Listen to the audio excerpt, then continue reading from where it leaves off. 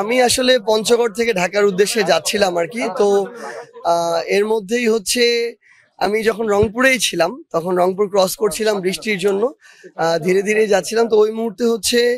আমি কোনোভাবে জানতে পারি যে এখানে হচ্ছে বাংলাদেশ সেনাবাহিনীর একটি টিমের সাথে আমাদের কমান্ডার সাহেব আছেন, আমাদের এখানে বিএনপির যারা নেতৃবৃন্দ একাধিক জন এবং আমাদের বৈষম্য বিরোধী ছাত্র আন্দোলনের জেলা এবং মহানগরের আহ্বায়ক, তাদের সাথে আমি তখন শুনেছি যে তাদেরকে ডেকে জিজ্ঞাসাবাদ করা হচ্ছে। তো আমার জায়গা থেকে যেটা মনে হয়েছে আসলে যে বিষয়টাকে কেন্দ্র করে এটা যে আপনারা এটা জানেন আপনাদের জায়গা থেকে, এখানে জিএম কাদেরের আশা, তার মিটিং করা এবং তাদের জাতীয় পার্টির যে সাবেক মেয়র মোস্তফা যিনি আছেন উনাকে আবার মেয়র পদে বসানোর বিষয়ে বিক্ষোভ করা, এই সামগ্রিক বিষয় নিয়ে এখানে একটা আমরা বলতে পারি যে কিছুটা অস্বস্তিকর পরিবেশই তৈরি হয়েছে, যেটা রংপুরে আমরা এর আগে দেখিনি বা আগামীতেও প্রত্যাশা করি না। বাট আমাদের জায়গা থেকে যে জিনিসটা আমরা মনে করি সেটা হচ্ছে 2024-এর এই অভ্যুত্থানে যারা ফ্যাসিস্ট বিরোধী লড়াই করেছে, আমরা এটা বিএনপি বলি, এটা জামায়াত বলি, এনসিপির বর্তমানে যারা নেতৃবৃন্দ আছেন তাদের কথাই বলি না কেন,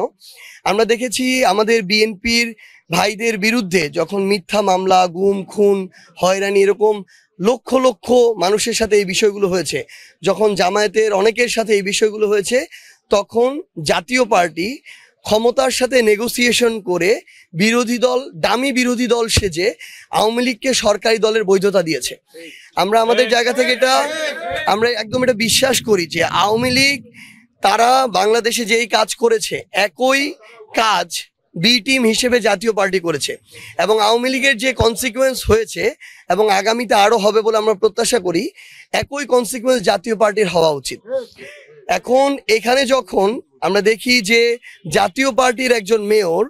ওই মেয়রকে আবার পদে বসানোর জন্য এখানে একটা বিক্ষোভ মিছিল করা হয়, আমরা মনে করি ওই মিছিলে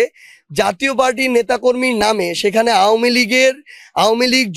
তারপর যুবলীগ, ছাত্রলীগের যারা নেতাকর্মী, যে সন্ত্রাসী যে নেতাকর্মীরা আছে তারা ওই মিছিলে থাকবে এবং থাকাটাই সবচেয়ে বেশি ইম্পর্টেন্ট। তো আমরা আমাদের জায়গা থেকে মনে করি যে এভাবে এটা শুধুমাত্র একটা শুরু এবং অস্থিতিশীল একটা পরিবেশ তৈরি করার একটা প্রক্রিয়া। তো সেই জায়গায় যখন জাতীয় পার্টির ব্যানারে বা নামে আওয়ামী লীগ বা তাদের দোসররা আবার এভাবে রাস্তায় নামবে, এটা শুধু স্থানীয়ভাবে নয়, পুরো রংপুরের বা পুরো দেশের আইন শৃঙ্খলার পরিস্থিতির জন্য আমরা মনে করি বিপজ্জনক। সেই জায়গা থেকে আমরা যতদূর জেনেছি যে যখন জিএম কাদের এসে আবার স্থানীয় নেতৃবৃন্দের সাথে মিটিং করছিলেন, আমরা মনে করি এটা এখানকার জাতীয় পার্টি আওয়ামী লীগকে সংগঠিত করার একটা প্রক্রিয়া, যেটা এখানকার ফ্যাসিস্ট বিরোধী আন্দোলনে যারা লড়াই করেছে তারা কখনো এটা মেনে নিতে পারে না। সেটা এনসিপি হোক, আমাদের বিএনপি হোক, জামায়াত হোক বা অন্য যে কোনো আমাদের সহযোদ্ধারা হোক, তারা কখনো মেনে নিতে পারে না। সেই জায়গায় তারা বিক্ষোভ মিছিল করেছে,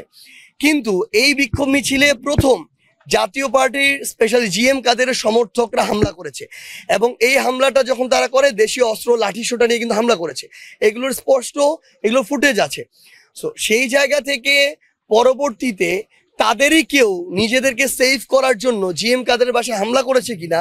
নাকি অন্য কেউ করেছে, এই বিষয়টি আমরা মনে করি যে তদন্ত সাপেক্ষ হতে পারে। সো সেই জায়গা থেকে এইটার যদি তদন্ত হতে হয়, এটার কনসিকুয়েন্সের শুরু থেকে তদন্ত হতে হবে যে আওয়ামী লীগ নিষিদ্ধ হলো, জাতীয় পার্টি এখনো নিষিদ্ধ না কেন, এক। দুই নম্বর হচ্ছে জাতীয় পার্টি, আওয়ামী লীগ এবং জাতীয় পার্টির যারা বিভিন্ন সদস্য, কার উদ্দেশ্য কি ছিল আমরা জানি না, তারা কিভাবে রংপুরে এত বড় মিছিল করতে পারে, তাও একজন অবৈধ নির্বাচনের অবৈধ মেয়রকে ক্ষমতায় বসানোর জন্য। তৃতীয়ত, অন্য দলের নেতাকর্মীরা যখন তাদের জায়গা থেকে এখানে বিক্ষোভ মিছিল করে, সেই বিক্ষোভ মিছিলে কারা প্রথম সশস্ত্র হামলা চালিয়েছে, যদি তদন্ত বা অনুসন্ধান করতে হয় প্রথমে সেটা করতে হবে, মামলা হলে প্রথম তাদের বিরুদ্ধে হবে, গ্রেপ্তার করলে প্রথম তাদেরকে গ্রেপ্তার করতে হবে। এরপরে কেউ যদি তাদের জায়গা থেকে সার্বিক দিক থেকে যত রকমের প্রভাবক অনুঘটক দিয়ে একটা ঘটনা উস্কে দেওয়ার চেষ্টা করে, এরপর যদি এরকম দুই একটা বাইক পুড়ে যায়, সেটার দায়ী কখনো এদেরকে করা যেতে পারে না। আমরা আমাদের জায়গা থেকে মনে করি তারপরও এই যে বিশৃঙ্খলা যেটা হয়েছে এটা আমরা প্রত্যাশা করি না। আমরা প্রত্যাশা করি না যে কোনো জায়গায় একটা বাইক কেন, কোনো একটা পাতাও অকারণে পুড়ে যাবে, এটা আমরা প্রত্যাশা করি না। সেই জায়গায় আমরা মনে করি যে রংপুরের স্থিতিশীলতা আমরা সবাই চাই, এবং বাংলাদেশ সেনাবাহিনী অভ্যুত্থানের পর থেকে এখন পর্যন্ত আইন শৃঙ্খলা রক্ষায় একটা গুরুত্বপূর্ণ ভূমিকা পালন করছে। আমরা প্রত্যাশা করি এখানের আইন শৃঙ্খলা রক্ষার জন্য সেনাবাহিনী বা পুলিশ সহ যারা আছেন তারা তাদের জায়গা থেকে যৌথভাবে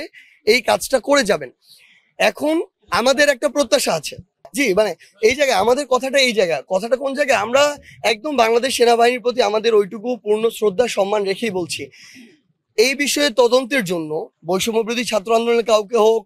বিএনপির, জামায়াতের, এনসিপির যে কাউকে হোক, তাদেরকে জিজ্ঞাসাবাদ করা যেতে পারে, অবশ্যই প্রয়োজন। কিন্তু আমরা মনে করি রাত 1টা 2টা এটা আসলে ওইভাবে ভালো, মানে ওই সময়টাই দৃষ্টিকটু দেখায়। বরং আমরা প্রত্যাশা করি যে তাদেরকে যদি যে কোনো টাইমে, দিনের বেলা, অফিস আওয়ারে ডেকে নেওয়া হয়, সবাই প্রস্তুত থাকবে এই বিষয়ে সহযোগিতা করার জন্য, আমরা মনে করি। সো আমাদের জায়গা থেকে এইটুকুই প্রত্যাশা থাকবে যে এক ঘটনার শুরু থেকে কনসিকুয়েন্স টানার জন্য, সে অনুযায়ী কাজ করার জন্য। আর দ্বিতীয় প্রত্যাশা থাকবে যে এই সময় এবং সার্বিক সিচুয়েশন যেন এমন না হয় যেটা আমাদেরকে আসলে বিব্রতকর পরিস্থিতিতে ফেলে, যে কারণে আমাদের যে যাত্রা সেই যাত্রা পথে ব্যাঘাত ঘটে।